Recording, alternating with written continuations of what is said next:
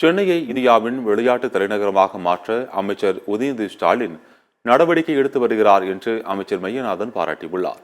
சிவகங்கை மாவட்டம் திருப்பத்தூரில் கலைஞர் நூற்றாண்டு நிறைவு விழா, முதலமைச்சர் மு.க.ஸ்டாலின் பிறந்தநாள் விழா மற்றும் அமைச்சர் உதயநிதி ஸ்டாலின் பிறந்தநாளை முன்னிட்டு தேசிய அளவிலான மாபெரும் கபடி போட்டி நடைபெற்றது. அமைச்சர்கள் கே.ஆர். பெரியகருப்பன், அமைச்சர் மையநாதன் ஆகியோர் போட்டியை துவக்கி வைத்தனர். மின்னொலி விளையாட்டு அரங்கில் 3 நாட்கள் நடைபெறும் இந்த போட்டியில் தமிழகம், டெல்லி, ஒரிசா, ஹைதராபாத் உள்ளிட்ட பல்வேறு மாநிலங்களில் இருந்து 24 அணிகள் பங்கேற்றன. விழாவில் பேசிய அமைச்சர் மையநாதன், சென்னையை இந்தியாவின் விளையாட்டு தலைநகரமாக மாற்ற அமைச்சர் உதயநிதி ஸ்டாலின் நடவடிக்கை எடுத்து வருகிறார் என்று தெரிவித்தார். உலகமே சென்னையை நோக்கி திரும்பி பார்த்துக் கொண்டிருக்கிறது.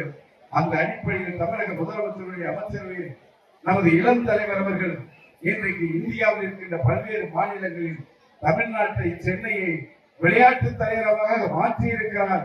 அதற்கான பல்வேறு நடவடிக்கைகள் மேற்கொண்டிருக்கிறார் என்பதை தெரிவித்து